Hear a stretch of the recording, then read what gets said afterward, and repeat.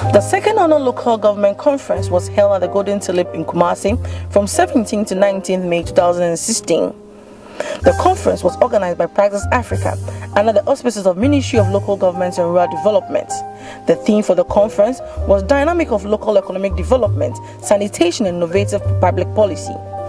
In attendance were DCEs, MCEs, planners, financial controllers, and budget analysts from all 216 districts across the country. Dr. Delary Zimmerman, President of Praxis Strategy Group, gave the overview of the conference. When we started Praxis Africa 8 years ago, we had two core principles upon which we founded it. And the first was that we thought there were some things that we were doing in the United States that would translate to success in local economic development here in Ghana. And after 8 years, I'd have to say that we've had some success in that.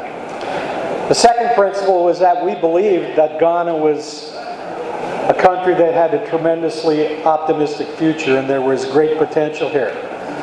And just recently, the International Monetary Fund confirmed that by naming Ghana as the 18th highest ranked country in the world in terms of GDP per capita. So you're making great progress in economic development. But we all understand that there's more work to be done, and that's why we're here today. The conference focuses on local economic development because development happens at the local level and it's assisted with the help from the regions and at the national level. So we're very happy to be here, and we all understand that development occurs in the context of decentralization, in the context of increasing global connectedness, and then in the greater need for sustainability. Honorable Alexander Akom, Ashanti Regional Minister, gave the welcome address. As access to sanitation restores benefits at many levels, including improving the health of the people. As the saying goes, the health of the people is the health of the nation. Ladies and gentlemen, while many countries in the world take stock of their achievements in sustainable environmental practices, Ghana is still grappling with some basic environmental challenges such as open drains, blocked sewage systems, and unhealthy disposal of solid and liquid waste, which put a stranglehold on the country, despite huge investments that go into the management of these social needs. Mr. Chairman, let me say that with all these challenges, the partnership between the various metropolitan, municipal, and district assemblies with Zoomlion Ghana Limited have been very beneficial.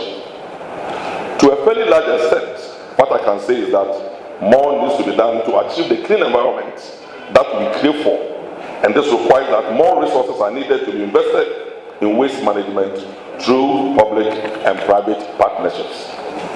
Government has adopted measures to mitigate the perennial flooding of our towns and cities through National Sanitation Days, to break the chain of transmission of preventable diseases like cholera. But these measures can only be supplementary, since waste management is a serious business that requires massive capital investment, especially as our cities and towns continue to attract large populations. Mr. Chairman, taking into account the varied background and a mix of delegates gathered here, as well as the enthusiasm being displayed, I have no doubt that this conference will exhibit cross-fertilization of ideas to achieve the objectives set for the sessions. It is my fervent hope that this partnership with Praxis Africa will grow from strength to strength and build the needed support to complement the efforts of government in the implementation of human-centered policies that will enhance the living conditions of Ghanaians. Honorable Namo Molate, General Secretary of NALAG, presented a paper on ending poverty in all its forms everywhere, the role of MMDAs. We see this theme as very important because when you look at the SDGs, Goal 1 speaks to ending poverty, and I believe that is the ultimate goal, because when the lives of our people are improved, we will have less challenges, and that is where we are all working towards. is, what can MMDAs do to end poverty? And this is a way of positioning ourselves in this long period of achieving the SDGs. And that is to say that telling the world that the whole implementation process rests on local governance. And it has been stated, as we will see in the presentation, that more than 50% of the achievement or attainment of the goals is focused on local governance and decentralization. Mr. Adam Mohammed of Zoomlion gave a presentation on Zoomlion's partnership with government for effective solution to sanitation challenges. Some of the pictures are not very nice, so I kindly bear me out. So you could see that when we put all those things together, this was the picture that could be painted for you back then. Improper way of disposing of waste.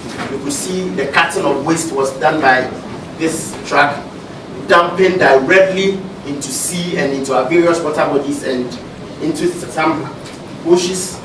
You could see people defecating openly into the drains. Putting all this picture together, this is what we're having. So then the intervention of Zoomlion. How was it done? Just like I started by explaining that we keep saying environmental sanitation is a shared responsibility, but between who and who. So the two main key players have to come together to ensure that we tackle the situation.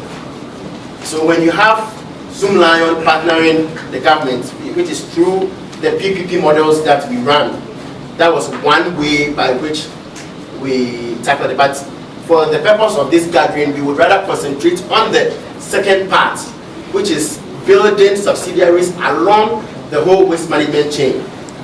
That is where we are really going to hammer for this session. So our various forms of PPP, just pardon me, we'll just move through them and then we will jump straight to. So that's the waste and sanitation model of GIDA. We also have the sanitation gas program. We have the National Mosquito Control Program. We have the Sanitation Improvement Package, that's the SIP. And then we move to the second mode of intervention. One, the bottom line of waste management in this country is where to store waste. That is the major challenge that we all have, and that's the primary source, because if you keep telling people don't dump indiscriminately, don't put refuse in sacks, ensure that you keep your refuse well, where do you expect people to keep their refuse? So as an organization, a private sector organization, we noticed that waste bin is one of our major challenge. So in order to solve the waste management challenge in this country, it should start from here. It should start from the production of waste bins. And the production of waste bins should be done locally. Why do we say it should be done locally? You import waste bins from China, and then within a year the waste bins are down. Yes, it's true. Probably handling the waste bin has not been the best. But if we develop waste bins or we produce waste bins that are suitable to our part of the world, it would last longer than what we import from China. So we have this plant, the UPPR plant, that's the Universal Plastic Products and Recycling Limited. We have it situated in Accra on the Taabea motorway, where we produce our waste bins locally now. That is the step one of managing waste that we identified. Step two, if we give the people or our clients a very nice waste bin to store their waste, the next point has to do with how to also collect and transport the waste. We also needed to bring in this fleet to ensure that we at least cut our waste in a hygienic manner to the next point of the waste management chain, So we are still on the second part that has to do with building subsidiaries along the waste management chain. So this is the number 2. So we have, I'm sure every region has Zoomlion domestic services in there, where we serve our clients on a daily basis. That's the door-to-door waste collection. Number 3 has to do with us. We are giving people the waste bin to clean their houses and other stuff. We also have a wing that is into corporate cleaning, that is indoor scientific cleaning. So which is known as the Zoomlion Janitorial Services Limited, and has now metamorphosed into what we UCS. That's still in the same service, but they've added more of what they do. So we also have this to ensure that places like our schools, our universities, our offices, or every private institution that needs indoor cleaning, we also have to look and then tap here also. Number 3 is the transfer station. This is one of the models that is really giving us good results. We have started in Accra. Other regions have not seen it yet, but this is one of the reasons why we are here with you. If you have any place you think we could site a transfer station, we could sit down with you and then agree on the models, and then we will site a transfer station. But let me give you a brief of the transfer station. This is a unique aspect of waste management that we sat down and then researched and brought in. If you are in Accra or in the major city centers, we noticed that now there is no place to have a landfill. And nobody wants a landfill situated close to his house. So it's a very serious challenge. So pardon me to use Accra as an example. I don't know much about the other regions, I just know about the city centers. But if you are in a place like Malam Junction, and the only landfill available is at Tema, and not just Tema but at Boom. So it means you have to cut your waste from that place all the way to Tema to go and dump. And by the time you come back, due to traffic situation, by the time you get back, you can only do 1 trip. At most, you can do 2 trips. So we had serious backlogs at our various collection points, and it was very, very, very, very, very difficult to clear them, because waste, we keep creating waste, we keep doing it, and then there's always also a backlog. So this concept was to Madam Stella Atiaba of Architects Registration Council, who represented the Ministry of Water Resource, Work and Housing, talked on appropriate technology to reduce housing deficits. The broad policy directive in the medium term is for the Ministry of Works and Housing and the Ministry of Local Government and Rural Development to ensure participation of communities and key stakeholders in urban planning and development, as well as in slum upgrading and prevention programs. The national housing and urban policies are to strengthen the legal framework on urban development with clearly set out guidelines for the planning and development of urban areas. Through the implementation of the national housing policy, there has been improvement in the existing infrastructure and facilities within slum communities. The enforcement of planning laws to prevent the formulation of more slums, and also the addition of other major slum renewal programs to the existing one at the Tema Municipal Assembly slum upgrading facility. This is a best practice that clearly establishes the roles and responsibilities of the Ministry of Water Resources, Works and Housing and the MFDAs in the delivery of urban housing development and slum upgrading, all in reducing the housing deficit and improving the living conditions of our people. Dr. Abdullahi Jomani presented a paper on taking urgent action to combat climate change and its impact. First of all, I would like to say that metropolitan municipal district assemblies have the mandate for the overall development of their areas of the jurisdiction. Local economic development is key strategy for promoting participatory development and service delivery. But local economic development is a multi-actor, multi-sector, and multi-level activity. And agriculture and natural resources offer the greatest opportunity and comparative advantage for successful implementation of local economic development, especially for most of our assemblies which are rural in nature. But again, climate change and poor sanitation are major obstacles to the promotion of local economic development in Ghana. Now, what is climate change? I'll give you this description and then you go and look for the rest.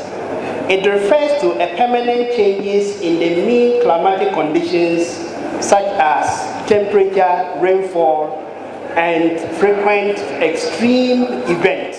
Honorable Ato Sapon, Deputy Minister of Communication, gave a special presidential address on the nomination of His Excellency John Mahama as a co-chair of the eminent group of advocates for the Sustainable Development Goal and strategies for implementation.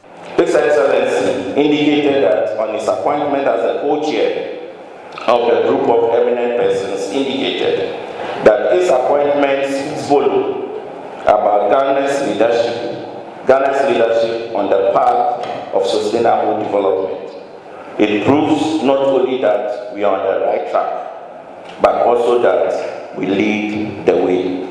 As we engage and discuss, we wish that through good and accountable governance, together, working together as one group and as one people, with a common ambition and a common destination in mind, will move our dear nation forward.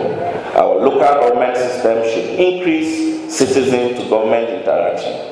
If we achieve all this, we can realize the goals of the sustainable development in record time. On this note, I wish to thank you all for the invitation again and wish you successful and fruitful deliberation. Thank you and God bless us.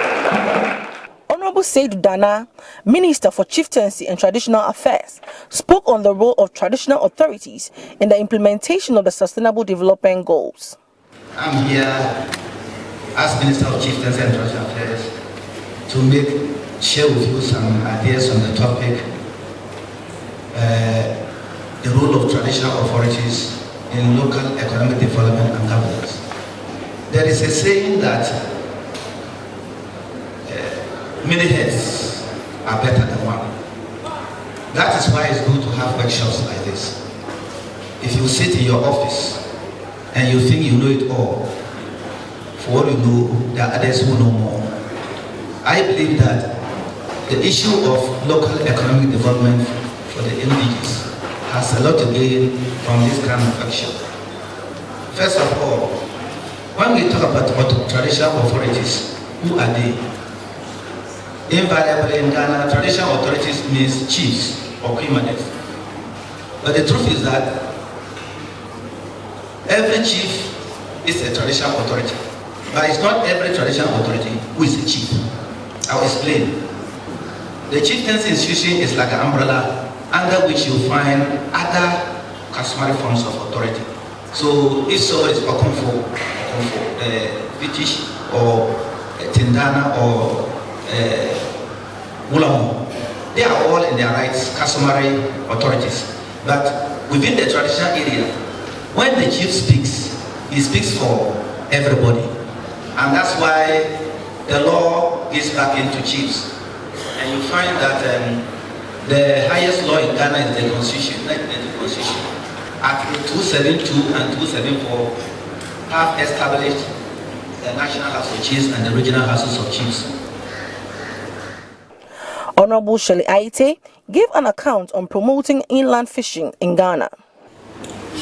It is also reported that this kind of fishing comprise about 40% of all our fish species. and 20% of the species living in our aquatic environment. Honorables, in discussing global capture fisheries, inland fisheries are often overwhelmed by the marine fisheries because of the long coastal line that we have in Ghana. However, evidence shows that consumption of fish from inland waters is very high. And I think that we have not been able to record what we are getting from inland fisheries. And most of the figures that we have, it's under-reported because of the small scale of artisanal fishing on our rivers. Honorable Collins Dauda, Minister for Local Government and Rural Development, gave the keynote address and opened the conference. I took this opportunity to appeal to MMDCs to look critically at the government policy of private-public partnership.